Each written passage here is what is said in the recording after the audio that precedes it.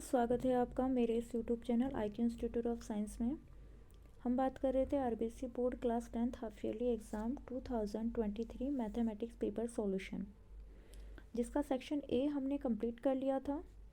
और तो जिन्होंने भी मेरा सेक्शन ए का वीडियो नहीं देखे हैं, उसका लिंक मैं डिस्क्रिप्शन में दे दूँगी, वहाँ से जाके आप देख सकते हैं। तो आज हम स्टार्ट करेंगे सेक्शन बी। सेक्शन बी में कुछ क्वेश्चंस हैं, 5-6 क्वेश्चन हैं जिनको हम इसी सेशन में कंप्लीट करेंगे। तो मेरे साथ एंड तक जुड़े रहिए, इन सब के डाउट्स क्लियर हो जाएंगे आपके। मतलब जिन बच्चों ने भी एग्ज़ाम दिया है, उनकी कुछ मिस्टेक वो करके आए हैं क्वेश्चन के अंदर, उन्हें इस चीज़ का अंदाज़ा नहीं है कि हमें क्या गलती की है। तो आप इस वीडियो को देखकर अपने क्वेश्चन का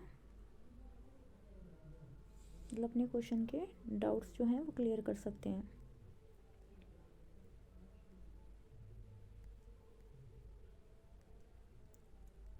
हाँ, सेक्शन बी। सेक्शन बी में फर्स्ट क्वेश्चन है, सिद्ध कीजिए 5-√3 एक अपरिमेय संख्या है। तो किसी भी नंबर को एक अपरिमेय संख्या प्रूफ करने के लिए सबसे पहले हमें उसके नेगेटिव में जाना होता है। नेगेटिव का मतलब है, अगर आपसे कोई भी चीज़ पूछी है, चाहे वो अपरिमेय संख्या पूछी हो चाहे परिमेय संख्या पूछी हो, जो चीज़ आपसे पूछी है उसके नेगेटिव में जाना है, मतलब उसके अपोजिट जाना है आपको। तो यहाँ आपसे पूछा गया है कि ये प्रूफ करिए कि 5-√3 एक अपरिमेय संख्या है। तो इसको प्रूफ करने के लिए सबसे पहले आप ये मानेंगे कि 5-√3 एक परिमेय संख्या है। उसके बाद जब परिमेय संख्या अगर आपने मान ली है, तो परिमेय संख्या को हम लिखते हैं a/b, या कुछ बच्चे लिखते हैं p/q। तो यहाँ मैंने लिया है a/b। तो 5-√3 को हमने इक्वल कर दिया a/b के। उसके बाद में b को हम लेके आगे लेफ़्ट साइड में, एंड √3 को हम लेके आगे राइट साइड में। इसके बाद हमारे पास कुछ इस तरीके का सॉल्यूशन आएगा। तो यहाँ से आपको एक चीज़ पता चली है कि जो √3 होता है वो एक अपरिमेय संख्या होता है, अपरिमेय संख्या होता है। √2, √3, √5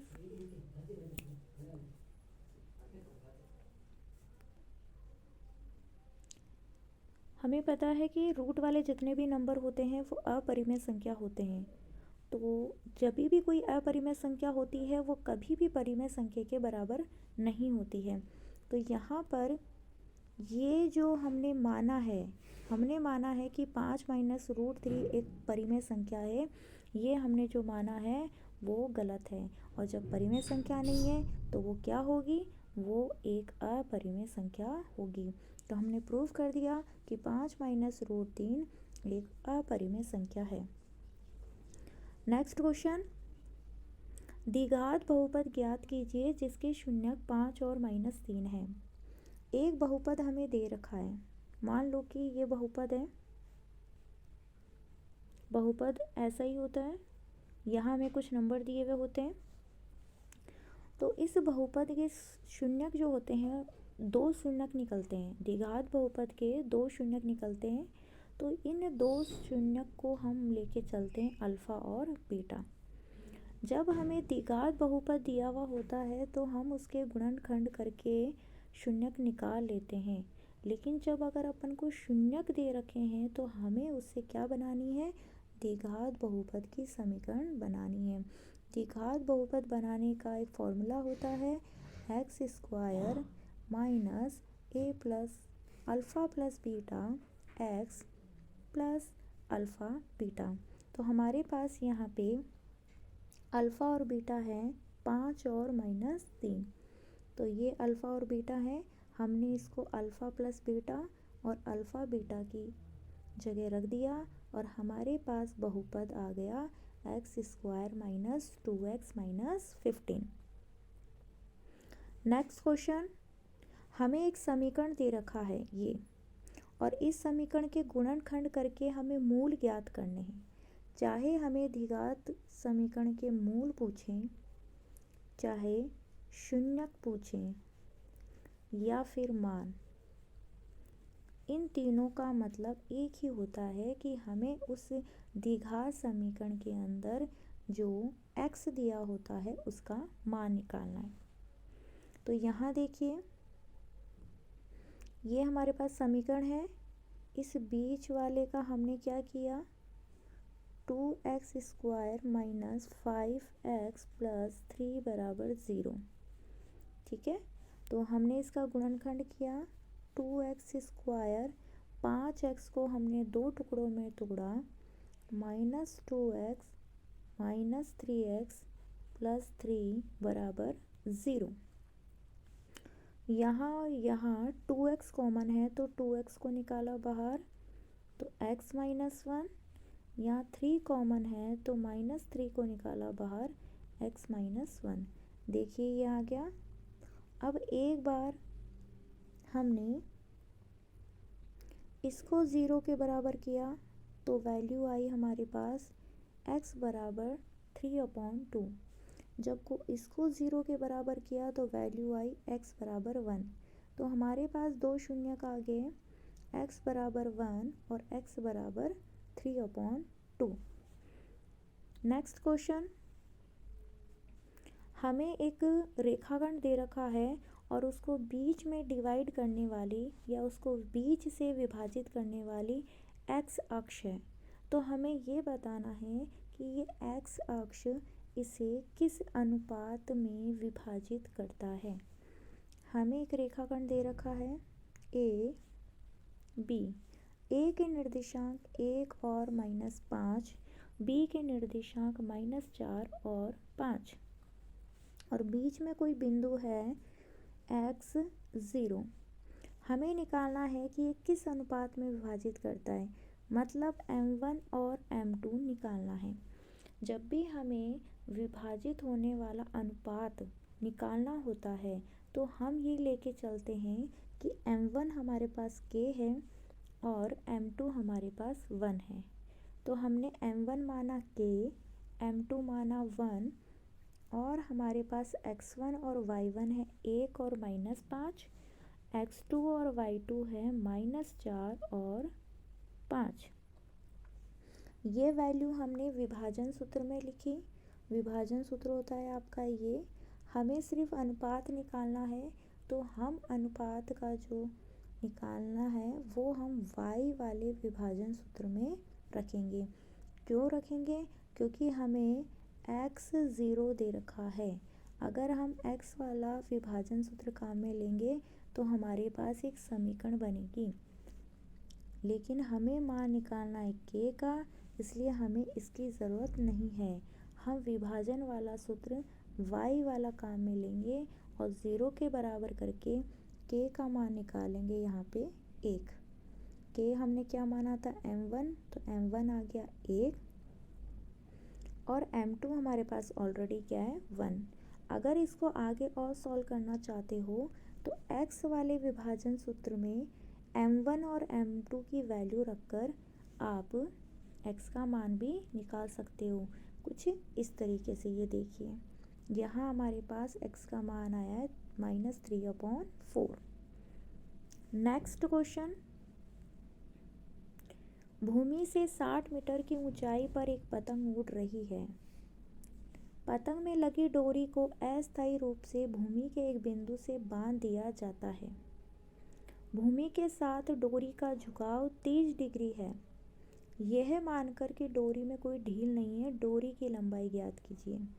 यहाँ देखिए इस डायग्राम में ये भूमि है और भूमि से 60 मीटर की ऊंचाई पर एक पतंग है। ये आपकी पतंग है और इसको भूमि से 30 डिग्री के झुकाव पर बांध दिया जाता है। हमें बोला है कि इस डोरी की लंबाई निकालनी है, मतलब ये हो गया हमारा कर्ण, ये हमारा लंब, और ये हमें दे रखा है कोण। यह यहाँ पे 90 डिग्री का एंगल। और जब भी किसी त्रिभुज के अंदर 90 डिग्री का एंगल होता है तो हम उसको बोलते हैं समकोण। और समकोण के लिए क्या होता है, समकोण के लिए पाइथागोरस प्रमेय होती है। पाइथागोरस प्रमेय होती है, लेकिन ये कब होती है? जब हमें भुजाएं दे रखी हो। भुजाएं दे रखी हो तो पाइथागोरस प्रमेय का हम यूज़ कर सकते हैं। लेकिन हमें यहाँ पे क्या दे रखा है? हमें एक कोण दे रखा है और एक भुजा दे रखी है। और जब हमें कोण और भुजा दे रखे होते हैं तो हम उसमें लगाते हैं त्रिकोणमिति अनुपात। त्रिकोणमिति अनुपात हम उसमें लगाते हैं। और त्रिकोणमिति अनुपात क्या होते हैं? जैसे हमारे साइन होता है लंब अपॉन कर्ण, कॉस होता है हमारा आधार अपॉन कर्ण, तो ये सारे जो होते हैं उनको बोला जाता है त्रिकोणमिति अनुपात। तो हमने इसमें त्रिकोणमिति अनुपात लगाया। साइन सी इसलिए लिया क्योंकि सी पर क्या है? 30 डिग्री का कोण। साइन सी बराबर लंब अपॉन कर्ण। साइन सी का मान हमने रखा 30। लंब की जगह ए बी, क्योंकि लंब हमारे पास क्या है? ए बी 60 मीटर और कर्ण हमारे पास है ए सी। ए सी का मान आ गया हमारे पास 120 मीटर। यहाँ देखिए साइन सी बराबर लंब अपॉन कर्ण। साइन सी मतलब साइन 30, लंब का मतलब हो गया 60 और कर्ण हमारे पास है ए सी। साइन 30 का मान होता है 1/2 60 अपॉन ए सी। जब इसका वज्र गुणन करेंगे तो हमारे पास ए सी का मान आ जाएगा 120 मीटर। मतलब पतंग की जो डोरी है उसकी लंबाई है 120 मीटर।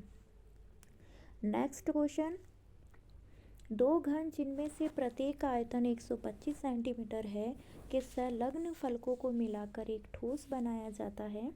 इससे प्राप्त घनाभ का पृष्ठीय क्षेत्रफल ज्ञात कीजिए। देखिए हमें यहाँ पे दो घन दे रखे हैं। डायग्राम में आप देख सकते हो, आपको दिखाती हूँ मैं डायग्राम।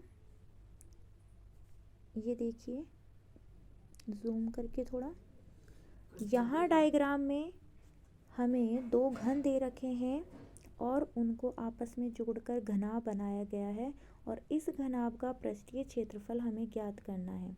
घन के अंदर हमें सिर्फ आयतन दे रखा है और इसी आयतन का यूज़ करके हम इसकी भुजा निकालेंगे। जब दो घन को आपस में जोड़ दिया जाता है तो घनाभ बन जाता है और इस घनाभ के लिए हमें इसकी लंबाई, ऊंचाई और चौड़ाई पता होना चाहिए, जो हमें घन के आयतन से पता होगी। तो देखिए यहाँ पे घन के आयतन से हम भुजा निकालेंगे। घन का आयतन बराबर भुजा क्यू। यहाँ पे 125 हमें घन का आयतन दे रखा है, भुजा क्यू।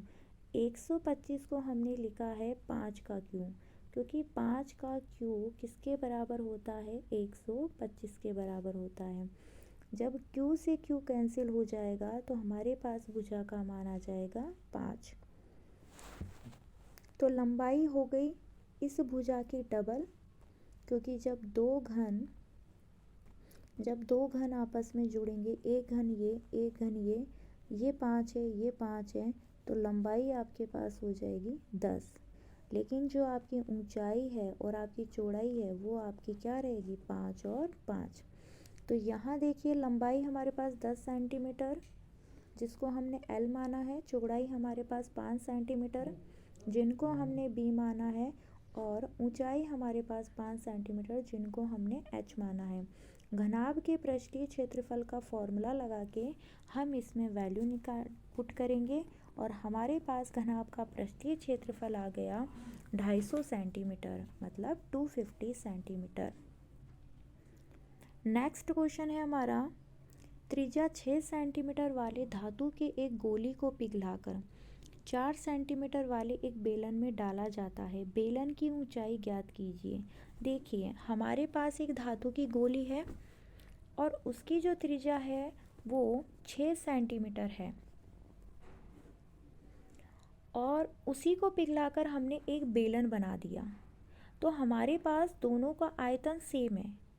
तो दोनों का आयतन सेम है तो हम इन दोनों के आयतन को बराबर कर देंगे, जिससे हमारे पास निकल जाएगी ऊंचाई। आयतन इसलिए सेम है क्योंकि उस गोली के अंदर हमने कुछ और मिक्स नहीं किया है, उसी गोली को पिघलाकर बेलन बनाया है।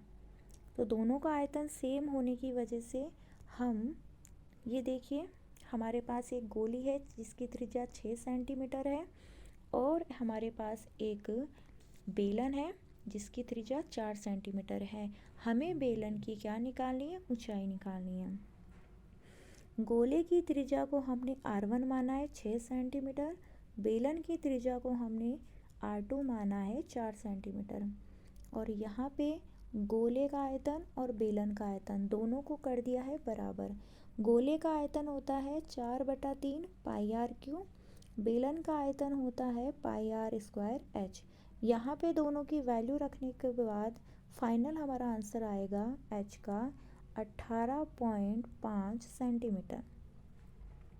ये हमारे पास बेलन की ऊंचाई आ गई। नेक्स्ट क्वेश्चन, दिए गए चित्र में यदि PQRS के समांतर है तो सिद्ध कीजिए POQSOR त्रिभुज दोनों हैं वो समरूप हैं। देखिए यहाँ में एक डायग्राम दे रखा है और इस डायग्राम में दोनों त्रिभुज जो हमारे पास हैं POQROS, इनको समरूप प्रूफ करना है। तो इनको समरूप प्रूफ करने के लिए हम क्या करेंगे, इनमें कोणों को इक्वल प्रूफ करेंगे।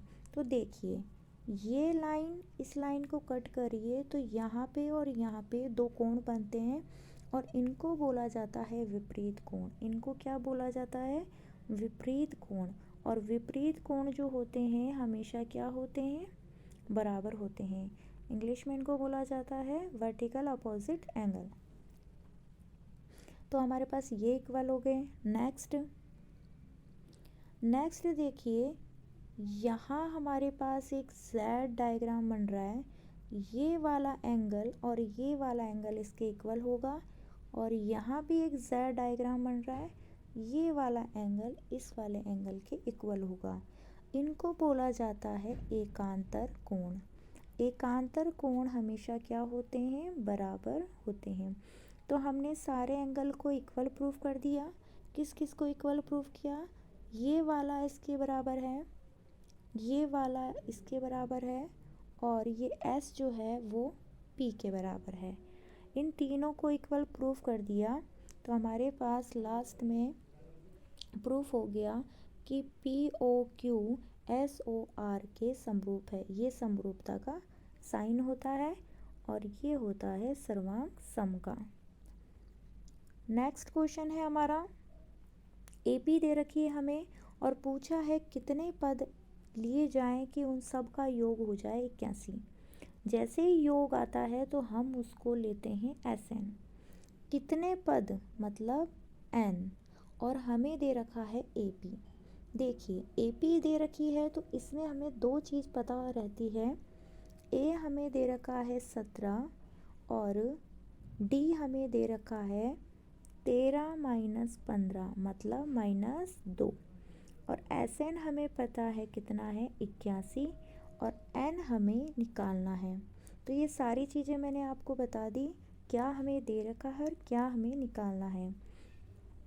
पदों के योगफल का सूत्र हमने इसमें लगाया और इसमें सारी वैल्यू पुट करने के बाद जो हमारे पास फाइनल इक्वेशन आएगी वो आएगी n² - 18n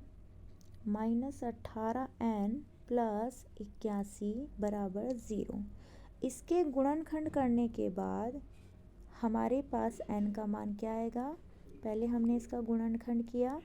हमारे पास 81 के ऐसे कौन कौन से फैक्टर हैं जिनको गुणा करने पर 81 और प्लस माइनस करने पर 18 आए। तो 9 एक ऐसा नंबर होता है जिसको खुद से गुणा करने पर 81 और दोनों को प्लस करने पर 18 आता है। तो यहाँ हमने 18 की जगह 9n - 9n और प्लस 81 रखा। देखो ये हमने इसमें वैल्यू रखी, फिर हमने इसके फैक्टर किए और फैक्टर करने के बाद 0 के बराबर किया और n का मान आ गया 9। नेक्स्ट क्वेश्चन है हमारा, सिद्ध कीजिए कि बिंदु 2 - 2 - 2 1 5 2 समकोण त्रिभुज के शीर्ष हैं। तो सबसे पहले तो मैं एक चीज़, अभी हमने जस्ट पिछले क्वेश्चनों में देखा है, एक चीज़ देखी थी कि समकोण त्रिभुज वो होता है जो पाइथागोरस प्रमेय को फॉलो करता है। अगर इसने इस पाइथागोरस प्रमेय को फॉलो कर लिया तो वो समकोण त्रिभुज है। तो यहाँ पे इन शीर्ष हमें दे रखे हैं, एक त्रिभुज दे रखा है हमें और ये 3 शीर्ष दे रखे हैं, 1 2 3। इन शीर्षों के आपस की हमें दूरी निकालनी है और वो दूरी जब हम निकाल लेंगे, उन्हीं दूरी को हम क्या बोलेंगे, भुजा कहेंगे। क्या कहेंगे, भुजा कहेंगे। और भुजा हम जब निकालेंगे तो भुजा में ये सिस्टम होता है कि दो भुजा का स्क्वायर एक त्रिभुज में 3 शीर्ष होते हैं, तीनों शीर्ष हमें दे रखा है, हमें इनके बीच की दूरी निकालनी है और उसी दूरी को हम कहेंगे भुजा। और भुजा निकलने के बाद उसको पाइथागोरस प्रमेय रखेंगे। अगर वो पाइथागोरस प्रमेय को फॉलो करता है तो ये जो शीर्ष आपको दे रखे हैं ये समकोण त्रिभुज के शीर्ष हैं। तो देखिए, दूरी का सूत्र होता है आपका √y2 माइनस y1 का square plus x2 minus x1 का स्क्वायर। ये हमारा त्रिभुज है A B C. A B के बीच की दूरी निकाली तो 5, ए सी बी सी के बीच की दूरी है 50 रूट और ए सी के बीच की दूरी है 5। तो अब हमें देखना है कि दो ऐसी भुजाएं हैं जिनका स्क्वायर करने पर तीसरी भुजा का, हमने 5 का स्क्वायर किया प्लस 5 का स्क्वायर किया और इक्वल में √50 का स्क्वायर किया। तो हमारे पास कितना आया, 25 एंड 50। देखिए ये पाइथागोरस प्रमेय को फॉलो कर रहा है। दो भुजाओं का स्क्वायर करके प्लस करने पर तीसरी भुजा का स्क्वायर उसके बराबर आ रहा है। तो ये जो शीर्ष हैं वो इस त्रिभुज के, ये जो त्रिभुज है ये कैसा है, ये समकोण त्रिभुज है। नेक्स्ट क्वेश्चन हमें दे रखा है sin 60 cos 30 plus sin 30 cos 60 का मान ज्ञात करना है। तो हमें त्रिकोणमितीय अनुपात के मान अगर पता है तो हम इसमें वैल्यू पुट करेंगे। sin 60 का मान होता है √3/2, cos 30 का मान होता है √3/2, sin 30 का मान होता है 1/2, cos 60 का मान होता है 1/2। सारी वैल्यू पुट करने के बाद हमें आंसर मिलता है 1। नेक्स्ट एंड फाइनल क्वेश्चन, दो में वैल्यू रखी हमने, पी बी हमें निकालना है 1। तो 0.38 प्लस पी बी बराबर 1। 0.38 को आप इक्वल के इधर लेके जाओगे तो आपके पास पी बी का मान आ जाएगा, पी बी का मान आ जाएगा आपके पास 0.62। तो आज हमने सेक्शन बी कंप्लीट कर लिया है। नेक्स्ट वीडियो में हम सेक्शन सी के सॉल्यूशन को कंप्लीट करेंगे। आपको जो भी इस पीडीएफ के अंदर जो भी किसी भी क्वेश्चन में अगर आप डाउट है तो आप कमेंट सेक्शन में जरूर लिखना। Thanks for watching my video.